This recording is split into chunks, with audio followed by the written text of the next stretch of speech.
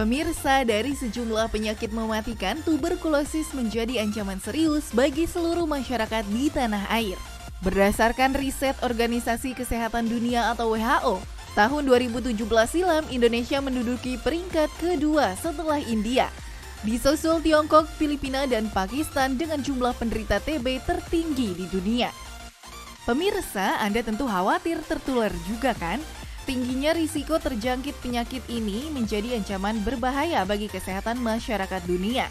Hingga pada setiap tahunnya, dunia kesehatan memperingati secara khusus Hari TB agar masyarakat lebih waspada akan penyakit tuberkulosis. Mas Rahmat ini sudah terdiagnosa TB paru sudah berapa lama?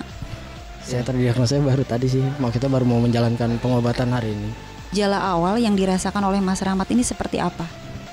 Gejala awal sih banyak ya, maksudnya kayak saya sesak napas, sesak banget, sering keluar keringat malam tanpa aktivitas itu. Jadi saya nggak ngapa-ngapain tapi keluar keringat gitu malam-malam.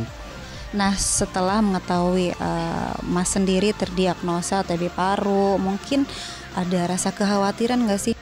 Yang pertama khawatir lebih ke keluarga sih, karena penyakit ini kan dengar dari dokter kan menular.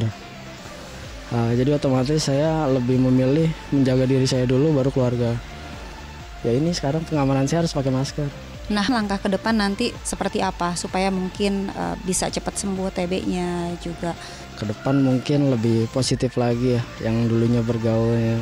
Emang dari pergaulan juga sih ya. Yang dulu bergaulnya karena sering begadang. Ya lebih berpola hidup sehat sih Mbak, kayak olahraga.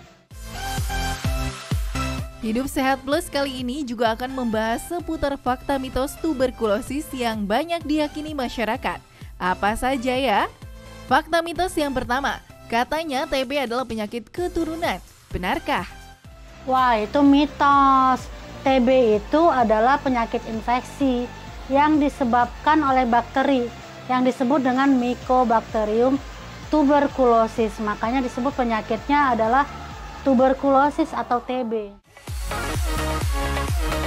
Fakta mitos selanjutnya, katanya TB adalah penyakit menular karena adanya peningkatan jumlah penderita TB di tanah air dari tahun ke tahun. Hal ini juga tak jarang membuat seseorang dengan TB takut dan menarik diri dari lingkungan masyarakat karena takut menyebarkan bakteri TB. Benarkah? Itu fakta.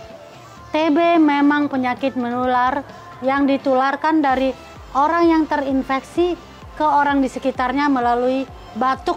Ya, jadi pada saat batuk, ikut kuman TB keluar ke udara bebas. Jadi kuman itu melayang-layang di udara, tidak punya gaya berat, dan kemudian bisa terhirup oleh orang di sekitarnya.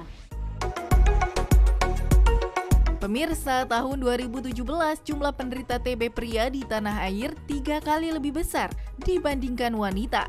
Salah satu penyebabnya adalah kebiasaan buruk merokok. Selain bisa menular melalui udara, penggunaan alat makan yang sama dengan orang terdiagnosa TB berisiko tinggi terkena penyakit menular tersebut. Tapi itu fakta atau mitos ya? Ya, itu jelas-jelas mitos. Mana mungkin kuman bisa lewat makanan, karena TB itu kan menular lewat saluran nafas, sementara makanan masuk ke saluran cerna. Jadi nggak betul itu kalau ada pasien TB di masyarakat itu keluarganya memisahkan piring, memisahkan gelas, itu salah ya. Jadi itu mitos. Lingkungan yang bersih bukan saja terhindar dari kotoran atau polusi, namun hunian yang terpapar langsung oleh sinar matahari juga dianggap sehat dan bisa menghindarkan berbagai serangan penyakit bagi penghuninya. Nah, fakta atau mitos jika lingkungan yang lembab tingkatkan risiko terserang penyakit tuberkulosis? Itu fakta. Mengapa demikian? Karena di daerah yang lembab yang tidak ada sinar matahari itu memungkinkan untuk kuman TB berkembang biak dengan sangat baik. Nah, kalau kumannya banyak, suatu ketika kuman yang ada di lingkungan lembab tersebut terhirup oleh orang yang di sekitarnya, maka orang itu terinfeksi. Apalagi kalau sistem imun tubuhnya rendah, akan mudah terjangkit menjadi sakit TB. TB bisa menyerang siapapun, anak-anak, remaja, hingga orang tua. Prevalensi penderita TB di Indonesia tahun 2013 hingga 2014 pada kelompok usia 65 hingga 74 tahun mencapai 0,8%. Dan katanya bila tak ditangani dengan cepat bahkan bisa merenggut nyawa. Itu fakta bahwa memang TB kalau dia sudah berat ya itu bisa menimbulkan kematian. Apalagi sudah terlambat, penyakitnya berat, tidak diobati sehingga sudah menimbulkan kelainan atau kerusakan juga pada organ yang lainnya.